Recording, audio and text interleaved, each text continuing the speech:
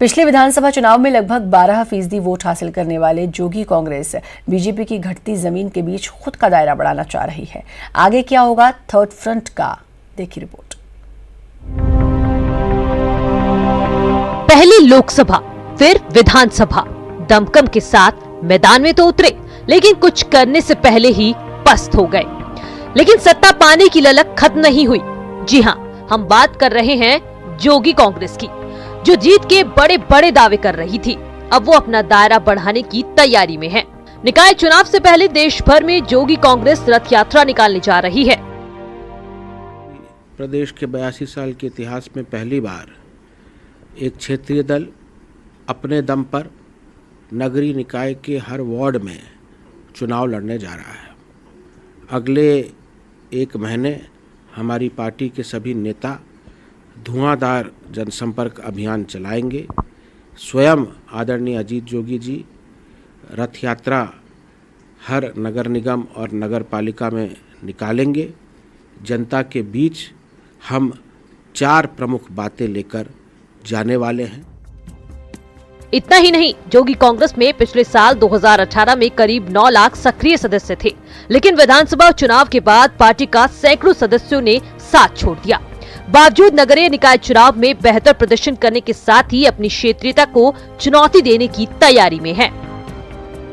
जिन वार्डों में हमारे पार्षद निर्वाचित होंगे, उन वार्डों में वही व्यवसाय, वही दुकानें चल सकती हैं जो 100% स्थानीय लोगों को रोजगार दे और जो अपने साइन बोर्ड में छत्तीसगढ़ी भाषा का प्रयोग करें। भले ही जोगी कांग्रेस क्षेत्रीय पार्टी होने का दम भरती हो, लेकिन अब तक जनता ने उसे स्वीकार नहीं किया है। निकाय चुनाव में पार्टी का प्रदर्शन ही आगामी चुनाव के लिए थर्ड फ्रंट का भविष्य भी तय करेगा। सुरेंद्र सिंह, न्यूज़ 18, रायपुर। छत्तीसगढ़ बीजेपी की मुश्किलें कम होने का नाम नहीं ले रही हैं। बीजेपी के बड़े दिग्गजों के बीच गुटबाजी तो कम होने का नाम ले ही नहीं रही है। वहीं अब मंडल स्तर पर भी जमकर बवाल मचा हुआ है।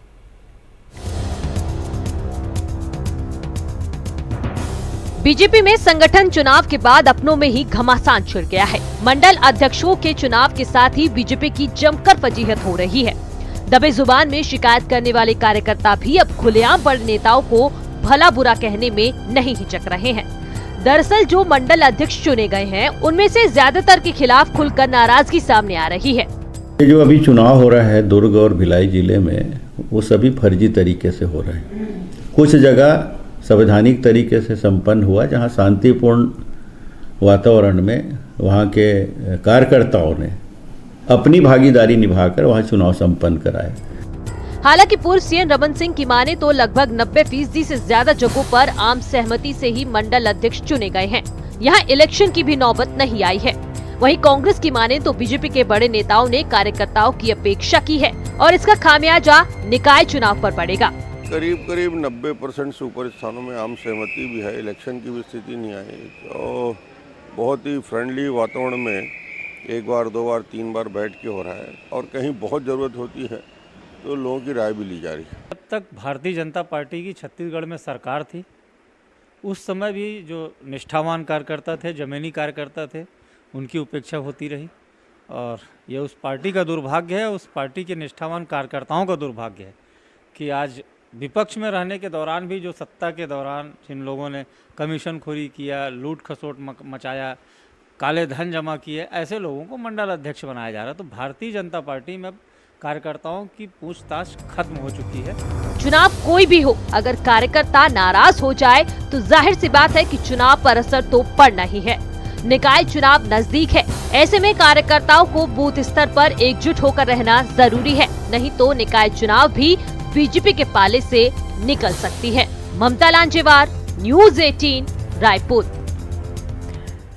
रायपुर से बड़ी खबर, सर्वदलीय बैठक को लेकर कांग्रेस में भारी विवाद। किसानों के मुद्दे पर बैठक से किसान कांग्रेस हुई दरकिनार। किसान की ओर से गिरीश देवांगन और शैलेश त्रिवेदी होंगे शामिल। किसान कांग्रेस के प्रतिनिधि को बैठक में नहीं जाने देने से अब विवाद। किसानों के हित की लड़ाई में किसान कांग्रेस निभाती है भूमिका।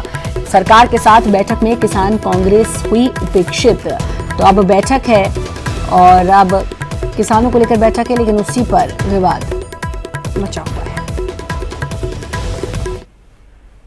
और जगदलपुर, जहां राजकीय पक्षी मैना की मौत हो गई है, वन विभाग मामले को दबाने में जुटा है। 4 दिन तक मैना की लाश पड़ी रही। देखरेख के अभाव में मैना की मौत हुई। राजकीय पक्षी की देखरेख में लाखों खर्च किए जाते हैं। देखरेख के लिए 2 गार्ड भी तैनात किए गए हैं, लेकिन बावजूद उसके हालात ऐसे कि मैना की मौत हो गई और सुध लेने वाला कोई नहीं।